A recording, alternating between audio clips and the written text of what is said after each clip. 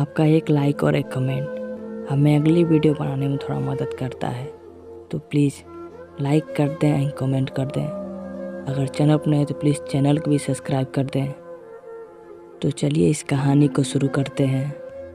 मुझे वापस किसके पास जाना चाहिए, जिसने मुझे दर्द दिया, या उसके पास जाना चाहिए जिसने मुझे दर्द से बाहर निकाला और मुझे खुश रखा।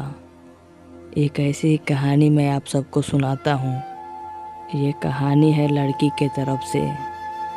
अगर आपने किसी से मोहब्बत की है ना, तो हमारा चैनल को जरूर सब्सक्राइब कीजिएगा। एक बार की बात है, मेरी बड़ी दीदी हमसे मिलने आई थी, जिसकी शादी हो चुकी थी। दीदी ने मुझे एक नंबर दिया।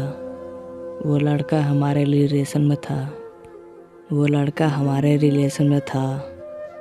उसे मेरे दीदी की बेटे की पिक चाहिए थी। फिर इसी तरह हमारी बातें शुरू हो गई। हम रात भर बातें करने लगे थे। फिर एक दिन की बात है, उसे गलती से आई लव यू वाला SMS टाइप हो गया और उसे सेंड हो गई। उसने सोचा कि मैंने उसे प्रपोज किया है, पर इस गलतफहमी को दूर करने के लिए मैंने उसे फिर से SMS किया कि गलती से टाइप हो गया था। अगर उसने ये सब सच समझ लिया और उसने कहा आप गलती से भेजे हो तो क्या हुआ, मुझे तो आपसे प्यार हो गया। मैं इसी दिन का वेट कर रहा था और मैं उसे मना नहीं कर पाई। वो प्यार भरी बातें रात भर किया करता था। इसी तरह हमारी बातें 1 साल तक चलती रही। फिर एक दिन की बात है, हम दोनों में किसी बात को लेकर झगड़ा हो गया। करीब 2 महीने तक उसने बात करना ही बंद कर दिया था। मैं बहुत परेशान हो गई।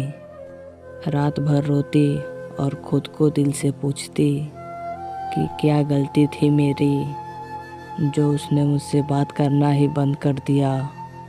फिर मुझे कहीं से पता चला कि उसका एक्सीडेंट हो गया।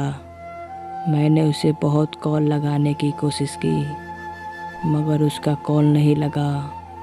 वो बहुत नाराज़ हो गया था। मैंने उसे एक बार भी कॉल नहीं किया और ना ही उसका हाल पूछा कि वो कैसा है, मगर उसे मालूम ही कहाँ कि मैं उसे कितनी बार कॉल किया है। और यही सोचता होगा कि मैं उससे प्यार नहीं करती, बट उसे कहाँ पता था कि मैं उससे कितना प्यार करती हूँ, हद से ज़्यादा प्यार करती हूँ।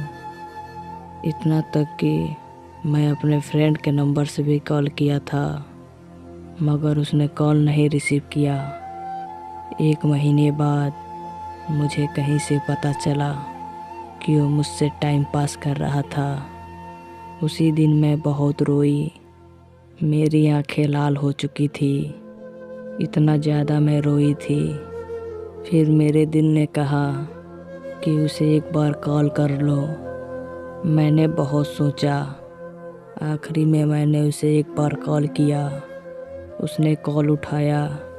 मैं उससे पूछी कि आपने मेरे साथ ऐसा क्यों किया, मैं तो आपसे सच्चा प्यार करती थी ना।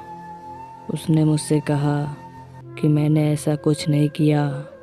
मुझे उस पर बिल्कुल विश्वास नहीं हो रहा था। विश्वास भी कैसे होता, मैं अंदर से बहुत टूट चुकी थी। विश्वास करना बहुत मुश्किल था। मानो जैसे विश्वास पूरी तरह टूट सा गया हो। मैं उसे रोते हुए कही कि आज के बाद मुझे कभी कॉल मत करना। मैं उस इंसान को भूल ही चुकी थी। फिर 2 महीने बाद मुझे एक ऐसा लड़का मिला जो मुझे बहुत प्यार करता था, उस लड़के से भी ज़्यादा।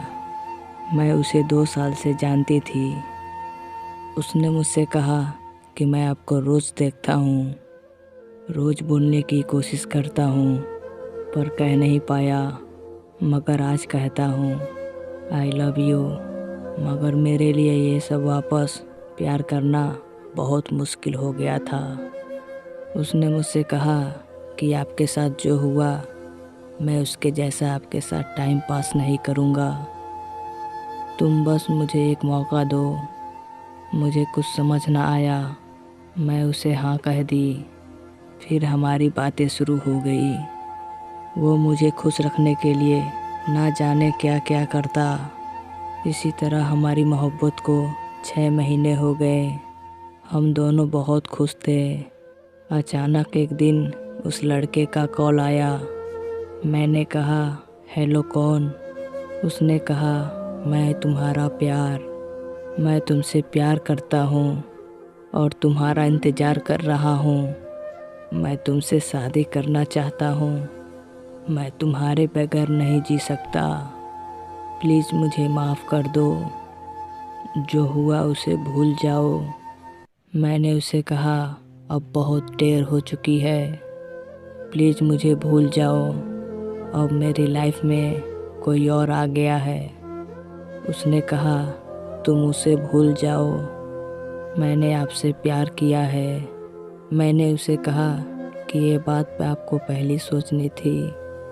मैंने उससे कहा कि यह बात आपको पहले ही सोचनी थी। मुझे बहुत दर्द दिया है आपने। अब उस दर्द को वापस देने आए हो या टाइम पास करने आए हो? मुझे जो लड़का अपनी जान से भी ज़्यादा मोहब्बत करता है, मैं उसका दिल नहीं तोड़ सकती। दोस्तों, अब आप ही बताओ, मुझे क्या करना चाहिए? किसके पास जाना चाहिए? उसके पास जिसने मुझे दर्द दिया, या उसके पास जिसने मुझे इस दर्द से बाहर निकाल कर खुश रखा? अगर आप लोग को ये स्टोरी पसंद आई हो तो प्लीज़ लाइक कर दें, कमेंट कर दें। अगर चैनल पर नए हैं तो प्लीज़ चैनल को भी सब्सक्राइब कर दें।